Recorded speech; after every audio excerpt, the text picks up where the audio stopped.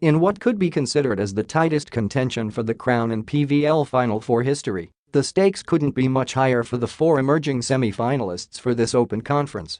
Save for the PetroGazz Angels, who proved themselves as the penultimate dark horse in the league, the other three teams, the Creamline Cool Smashers, BanKo Perlas Spikers and Ateneo-Motolite Lady Eagles, have had their fair share of basking with the top seed throughout the tournament. With all four teams having had either lost or won against each other as the league went on, each team is hard-pressed to find what sets them apart from the rest in order to emerge victorious in this four-way battle for the crown.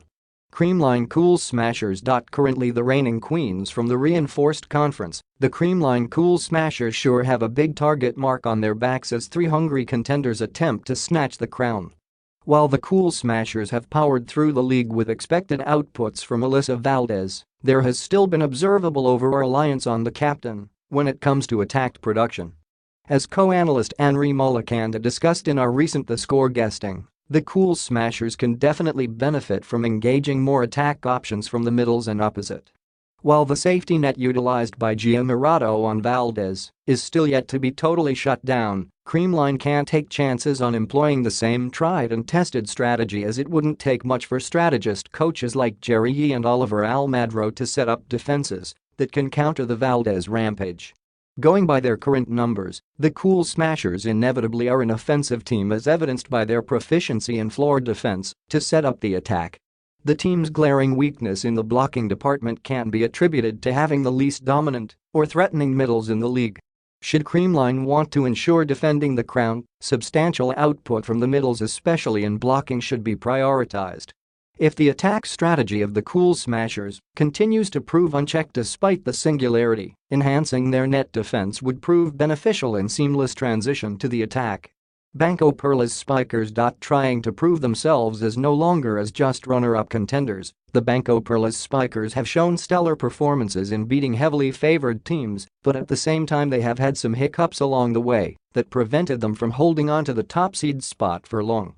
Save for a 7th place ranking in digging, the Perlas Spikers are consistently in the top 3 in other skill departments.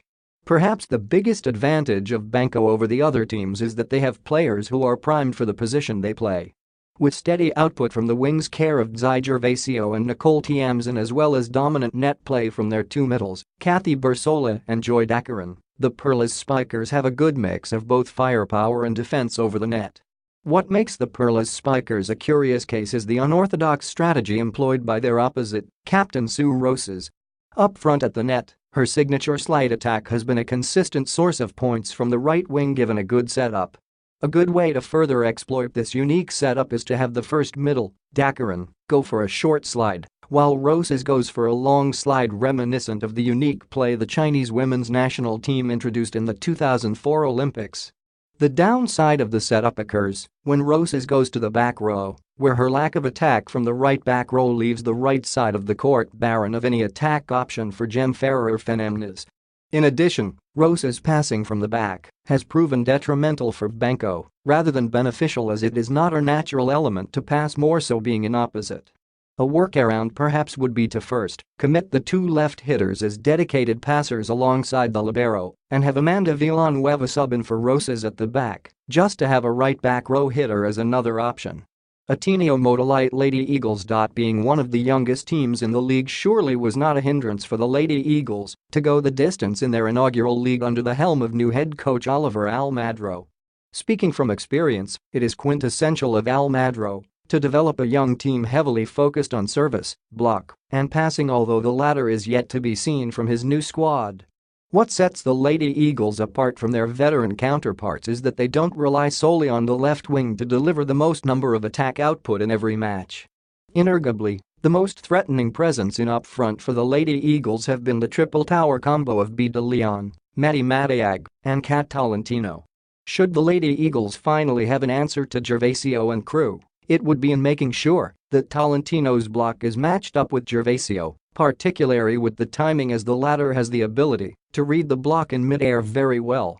On the other hand, being dead last in the passing department has been the sole limiting factor for Ateneo-Motolite to exploit their main arsenal, i.e. their middles, into dominating the league.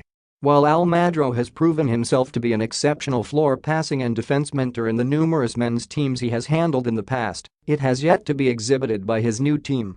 In particular would be Matiag's exceptional body coordination and efficiency with the slide that has yet to be seen run by Deanna Wong on a consistent basis for side-out play. Almadro undoubtedly has the passing formation and strategy planned out, but the individual biomechanics need time to hone.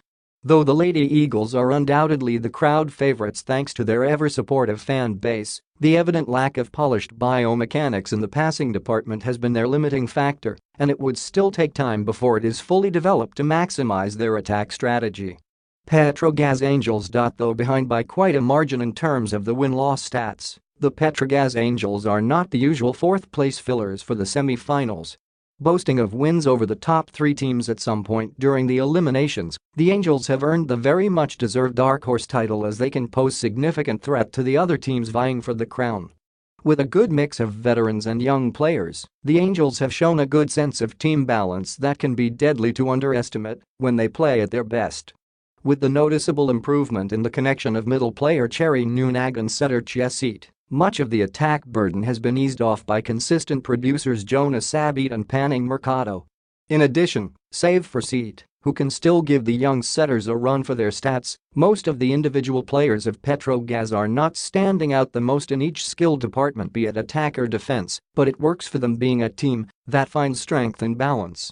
Though lacking a perennial ace player compared to their counterparts, the Angels find their advantage in employing a collective effort as evidenced by the interchange of production from middle, open, and opposite occasionally. Perhaps their best chances against Creamline Cool Smashers in their upcoming playoff would be more output from the middle counterpart of Nunag as well as employing pipe attacks which Sabit, Mercado, and Seat are more than capable to execute, just to add more firepower into the fray.